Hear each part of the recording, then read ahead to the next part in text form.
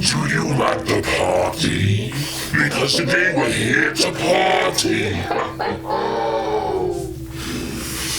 Are you a goth? Seriously, are you a goth? Because if you're not, I don't know if you can truly enjoy today's video. But if you are, oh, yes, if you are, we're gonna have a fun time. Today, it's the 69 Eyes. Oh, with their song, Call Me Snake. You can call me Sweet Tooth. But if you call me for help, you won't be getting any. Toodaloo.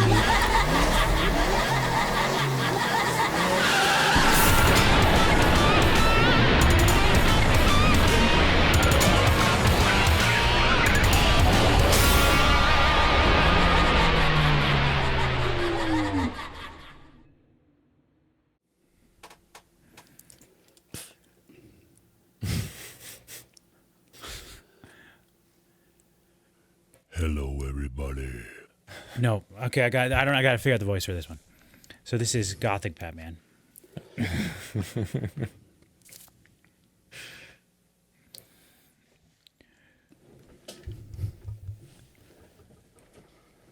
Hello. Hello. Oh man, it's too late in the day. I can't even do it. Okay, here's what I'm gonna do. I'm gonna pitch shift my voice down the whole video. Great. Perfect. Okay, here we go. Hello, everybody, and welcome back to another episode.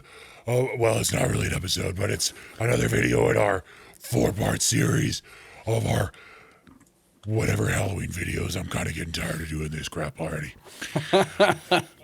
So I just have this special thing planned for this costume. It's supposed to be a chain that attached from my nose over here, and it screwed up and it didn't work, and they wasted 10 minutes trying to figure it out. So whatever. I apologize to everybody on this call. You're all great troopers. Also, yeah, whatever, who cares? So, I don't have anything fun to say about this. Shoot, I should have thought about this before we started. Whatever.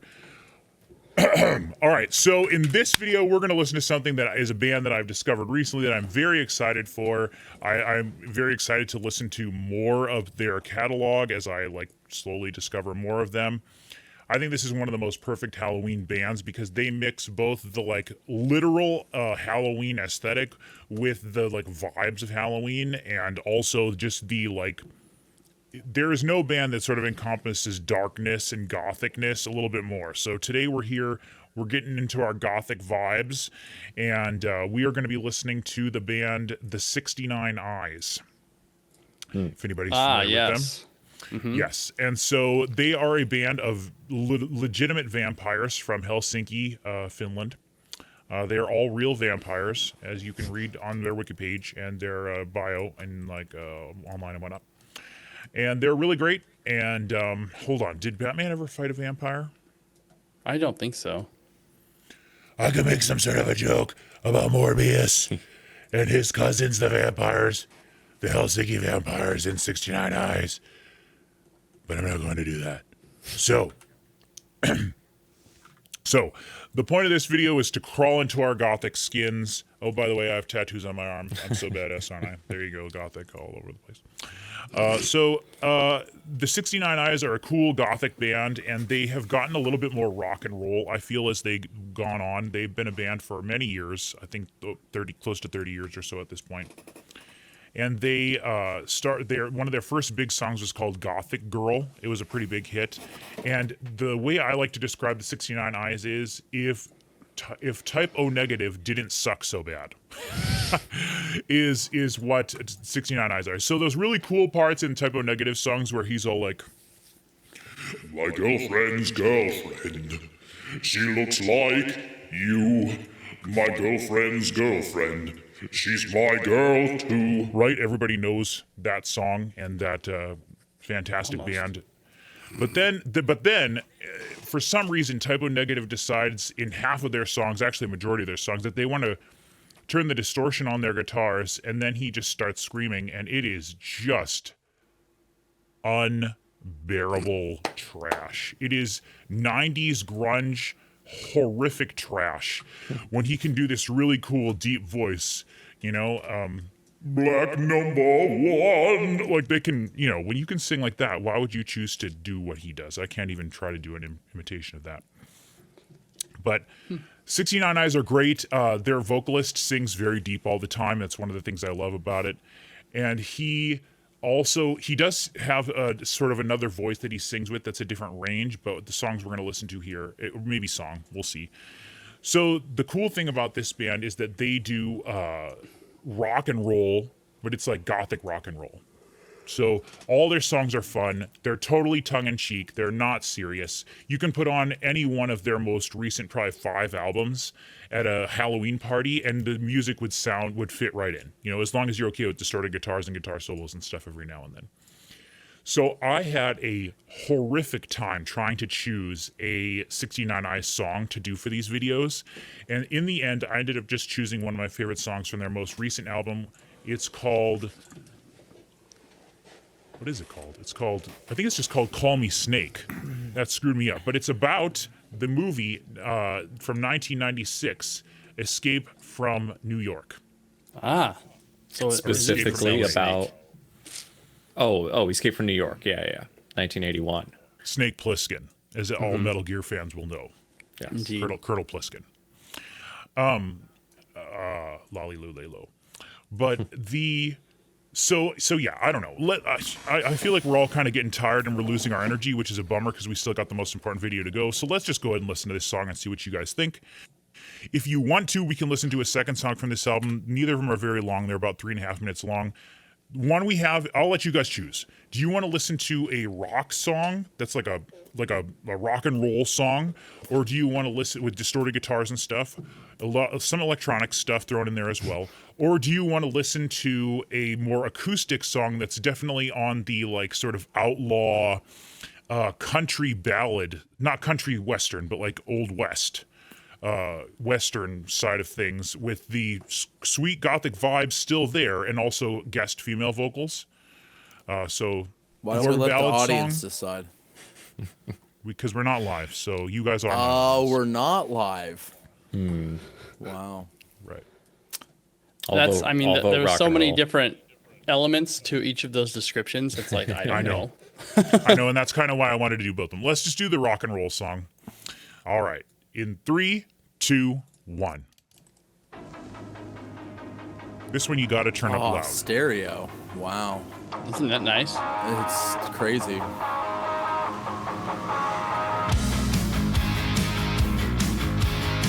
I really love the production on this album.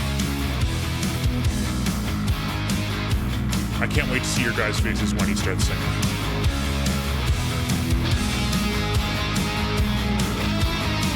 I dig this a lot so far.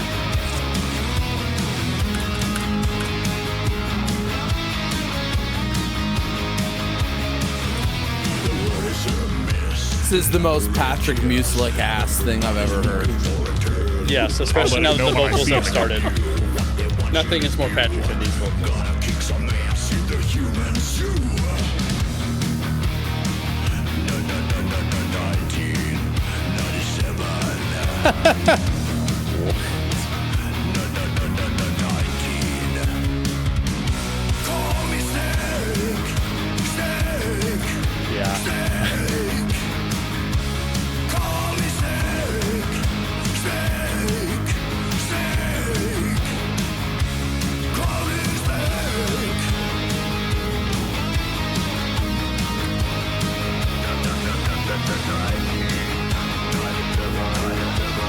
Okay, right. So, Escape from New York takes place in '97. Oh, okay. Yeah, duh, you idiot. I thought you were saying that, like, I don't know, I've never seen the it. movie was from '97. Well, it's from 1996, Escape from LA. I don't know. Escape from LA, yeah. Right. It's the far future of '97. Right.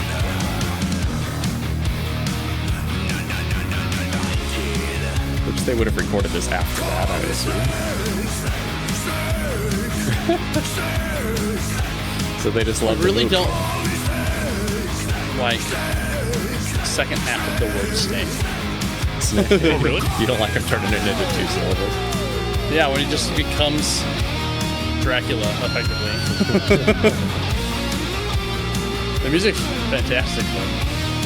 I love the way the drums sound in this. Do The you? whole album is fantastic. Yeah. The snare drum is non-existent. That's true.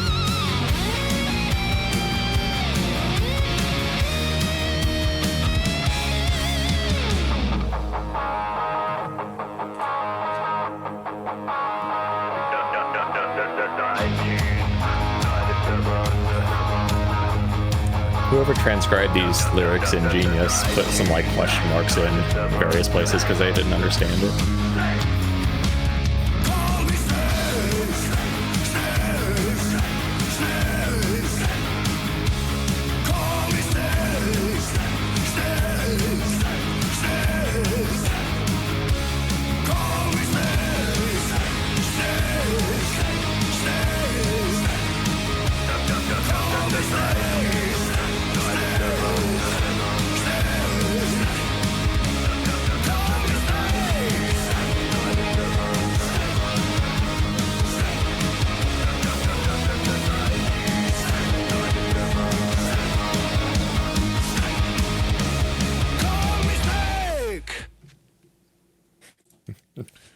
So there we go. How did you feel about that? How did you feel about the mix? How did you feel about the song overall? Anybody? The song was cool. The mix was really good. The more times I heard him do that, more times I heard that, the more I hated it. I really, really cannot stand that vocal style. I like it. I like Danzig and stuff like that. Yeah, that kind of thing. Yeah. It's cool. Yeah, and that's definitely something very much inspired this all. So It's like What do a you think, really Chris? bad cover of White Wedding by Billy Idol. Oh man, it so is that same kind of I thing. definitely think that there's Super a lot is. of Billy Idol in there. Yeah, it's super Billy Idol. I thought the guitar sounded cool. Yeah. It's the first good sounding thing we've listened to all night, which is right, that wasn't like purposely cheesy or bad. Yeah. Right. So that was kind Right. of fun. Yeah, and I think this album it was I think my number 4 last year, Chris. I can't remember exactly, but I really liked this album a lot. It's the best album of theirs that I've heard, and the cool Wait, thing about you it can't is, remember where this was on your list from last year? I mean, I was That's maybe the most surprising thing that I've heard all night. I was literally in the middle of discovering Patrick was literally in the middle of discovering he had leukemia. So like the top 12 list wasn't the most important thing in the world, but I mean, yeah, Okay, it was now pretty important. that's the most shocking It's- thing that I've Yeah, I was heard gonna all say, night. that doesn't sound like that Patrick. your album list wasn't more important than you having leukemia is kind of wild to me. I mean, Let me try you to still think- got it done, right? Oh yeah, we recorded it and we had a lot of fun, and this was the thing I was He most didn't excited die. Like, Not yet. Nope. That's the only true. thing Good that will point. stop the album list. But I do. Well, I know it was in the top 5. At least I'm pretty sure. But last year was a pretty good year. But I think this album in particular, one of the things that they do that I like is that it is mixed kind of song by song. So it's not super consistent across in terms of the way the mix goes. Like some of the songs have a little bit more, the vocals are up a little bit more. Some of the songs have the vocals down a little in the mix. The guitars are definitely more present on the more rock songs. One of the things this band does a lot is they focus on the sort of like the like forbidden love aspect of like vampire lore and stuff. So they have a lot of like very cheesy like 80s sounding love songs. And I just can't get enough of it. I think it's great. Slow guitar solos and ballady feeling songs. And they just are just cheese like all the way from top to bottom. And I really like that. And this last album of theirs incorporates more synths than I feel like they usually use. Sometimes they use piano, but the further back in their catalog you go, the more gothic-y it sounds. And this is probably their least gothic sounding album, but it's also a little, on one hand, it might be their more fun album. And this song in particular has that like ding, ding, ding, those synths that came in at the beginning and then kind of repeat a couple times throughout the song.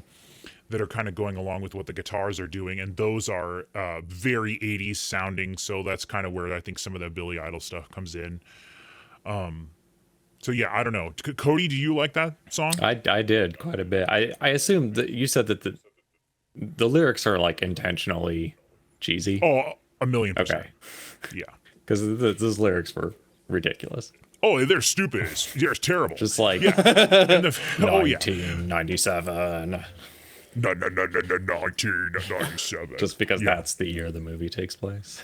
Yeah, I mean they're literally the song's called "Call Me Snake," Yeah. and it's literally about that movie. I mean, it's literally It's about. just I mean, kind of how- like yeah, how- they're like, this movie's rad. I love it. How nuanced could lyrics about a movie be? Yeah. I mean, isn't it pretty? I mean, it's a pretty cool movie as far as I know. Yeah, I don't know why you haven't watched it. I really I don't wanted know, to I- like it, but I like watch Kurt it with Russell, the commentary. That's what I was gonna say. It's Kurt Russell, right? yeah, Yeah, it's Kurt Russell, but yeah, so yeah. better watch The Thing every day. Yeah. Well, I'd rather watch Bone Tomahawk, which was going to be one of my things that I recommend. I was So gonna let's- recommend The Thing as one of mine. Bone Tomahawk with Kurt Russell. So do you guys want to just forget the other song, the like more westerny, old west sounding one, or From them, yeah? Would you rather just get to the? I could give get it to a the big- pass. Okay, that's Yeah. fine. That's fine. This was a good representation of the band. Yeah. Like definitely a majority of their songs are distorted guitars, rock and roll. I have never listened to Kiss in my entire life, but I kind of imagine Kiss sort of sounding like this, but the vocals sounding completely different. But like I don't think simple I would say riffs. any. I mean, I haven't listened to every song that Kiss has, but this is not how I would describe Kiss. This is much more complex and They're- nuanced and interesting. Oh, interesting. Like I do want to react to a Kiss album. At I would some not point. call wanna do- Kiss like gothic at all. No, Well, no, you I know, don't but they're want like, you they're don't like want rock to and listen to roll. a Yeah, Kiss they're album. like, I can't imagine what it would be Arena like rock. to listen to a whole Kiss album. I don't know. You don't Yeah, want the I Kiss just- I on don't you after care you, to man. know. Kiss. I only have one Kiss album I bought at Goodwill for 59 cents, and it's Psycho Circus, which is the one that was like a huge deal when I was like in junior high maybe. But I know that they had like a song on Tony Hawk, and it was a big deal. And then in Tony Hawk, I can't remember which one it was. I think it was might have been one. It maybe have been one or two. But in one of the maybe it was Underground. Maybe it was Underground 2. But one of the games you can actually play at a Kiss concert. So Kiss is on the stage performing, and you can go around and do tricks in this concert. Who is that for? That's the question Kiss I is was not looking a for. skateboarder band. I don't know. I mean, I'm sure they paid a ton of money Yeah. to Neversoft to be in the game. So, Yeah, maybe Neversoft liked them. but I'm sure I've heard whatever song that is that they play in that. I've heard probably 1,000,000 times because I remember that stage particularly sucking. You could really only grind on the like guardrails that they have set up. Like there was really no ramps. So, but Grind Anyway, off whatever. what's his name's tongue. yeah. So I guess then in that case, since we're talking about Kurt Russell, I will go ahead and do my recommendation for this video. I will say Bone Tomahawk. I was going to say something different for this video, but whatever. I'll just do this one. So Bone Tomahawk, for those of you who don't know, this is my favorite movie director. He only directed 3 movies and then he stopped. I'm hoping someday he goes back and continues to make movies, but he's also a writer. And the best writing in any movie I've ever seen is this movie. Who? S. Craig Zoller is his name. He's also directed Cell Block 99 and Dragged Across Concrete. Never Those are heard his of 3 any of that. movies. Oh my God, Chris! When you come to visit your family for Christmas, come to my house and we'll watch all 3 movies in a row, and you won't believe it. Trust me. But like in terms of writing, the best script, like the best, every single line of dialogue in this movie has meaning, tells you more about the world, explains to you who the characters are.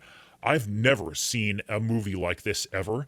And when Kurt Russell was asked recently about what his most favorite projects he ever did was, he mentioned a bunch of things, but he also mentioned this particular movie as having some of the best writing on it that he's ever had, and the fact that he had no clue the movie was going to be what it was like. It's also bone-chillingly terrifying at times, though I consider it more a Western than a horror movie, so don't let the horror aspect of it scare you away. There's also one of the most like viscerally disgusting things I've ever seen to happen in a movie in this movie, though it's not like gore like Saw. It's like realistic. It's terrifying. There's a lot of famous actors in this movie that you definitely know. The acting is phenomenal. The music is phenomenal. It's his first movie. They made it on a budget of almost nothing. They filmed it in like the back lots of California, out in the sand dunes of California. And it just is phenomenal. And then his next movie, Cell Block 99, starred Vince Vaughn. And that was, I mean, that movie's just as good. And then his third movie is Mel Gibson and Vince Vaughn doing kind of like a buddy cop thing, but very serious, fantastic writing. That's Dragged Across Concrete. I don't Craig think Zoller, my buddy favorite cop and very serious are like in the same. Well, you'd have to watch the movie. Then you could give your own opinion on that.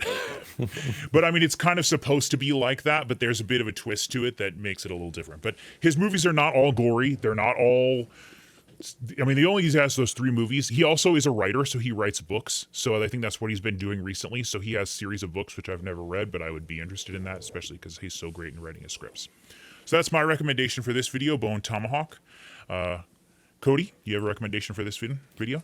Yeah. So I guess since we're going to talk about Kurt Russell, I will say all 3 of the movies that he made with John Carpenter in the around early 80s, which was The Thing, Escape from New York, and then Big Trouble in Little China. And they are all great. Love that movie, yeah. Couple of those, like Big Trouble in Little China, that's a little Halloween-y. It's got some monsters and stuff. Yeah. Probably my favorite movie, I think, is Big Trouble in Little China. Oh, wow, nice. But Talked about that. all 3 of those, watch them. If you've seen them, watch them with the commentaries, because they're the 3 best commentary tracks ever recorded. And it's just Kurt Russell and John Carpenter. They recorded him in the 90s for the Laserdisc version or something. And they're just shooting the shit with each other the whole time, telling stories. And it's hilarious. It's awesome. And yeah, recommended. Hey, do you think that people like on DVD commentaries, do you think there's people in the comments telling people to shut the fuck up over the movies?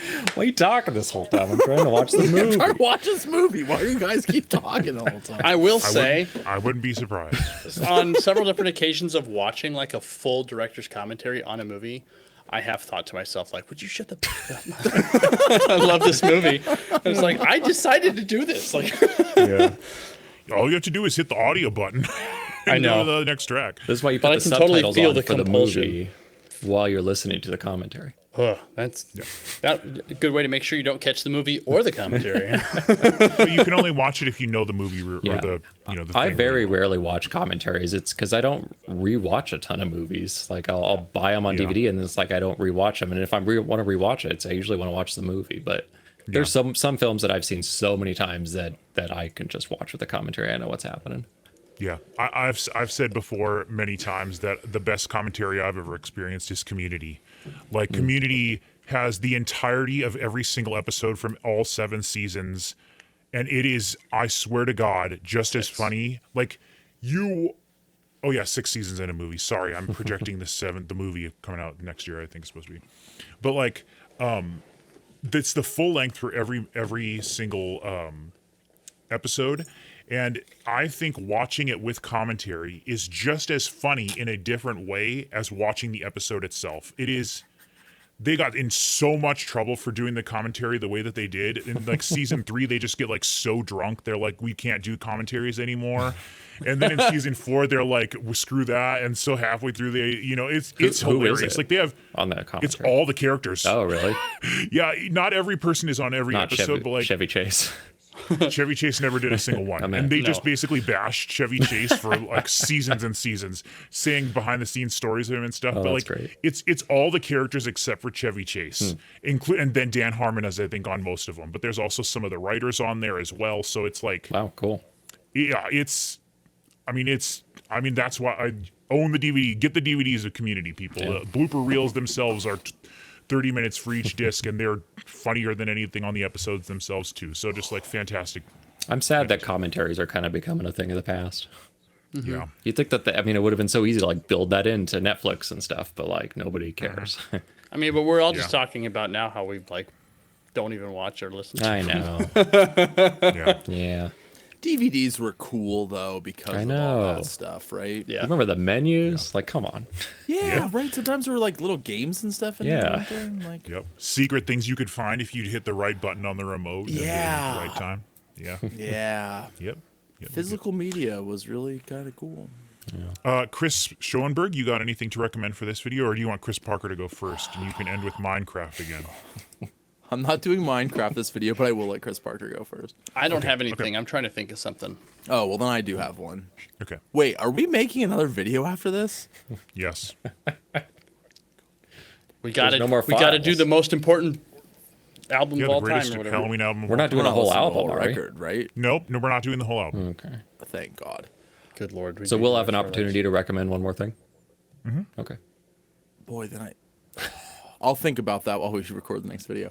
And trust me that my costume for the next video is way simpler than this. So it will require Okay, very thank much. God. I know.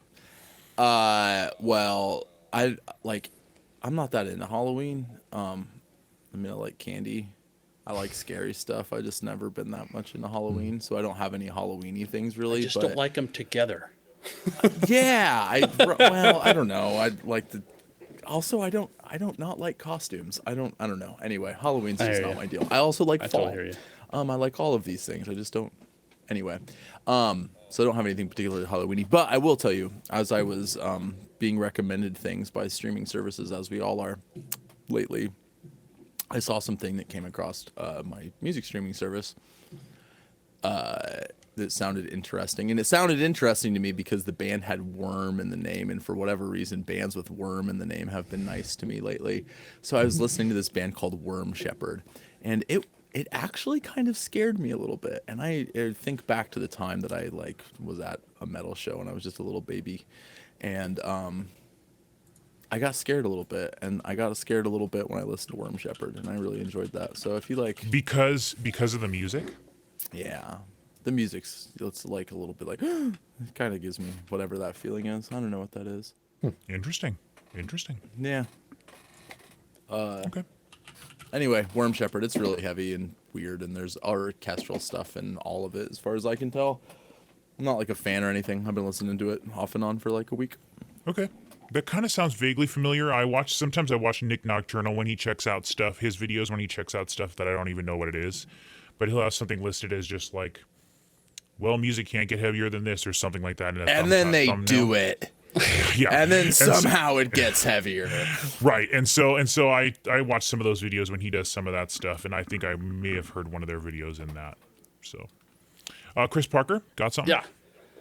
That, actually, what you said reminded me of the scariest song that I've ever heard, which is Gorek 2 from the 2001 Aphex Twin album, Drux. Possibly Drux. Okay. And it's just like, I mean, it's not a song, ultimately. But it's just like this really weird, just like silent, almost like a room with someone like, it's like they fell down somewhere and they hurt themselves and they're like screaming, and then there's like a bike wheel that's got something clicking in it, and it's just a lot of really weird, unattached sounds in this really spooky soundscape. Like, it was very influential for me. I think about it a lot, and I think about how cool and weird and spooky it was, and how I would love to try to remake something based on it in something that I do someday. Mm-hmm. Okay. That's awesome. Mm-hmm. Yeah. Okay, well, everybody, thank you very much for watching. I feel like we're really losing our steam, so we got to hitch it up for the last video here. The greatest Halloween album of all time is coming up next, so we'll see you all then.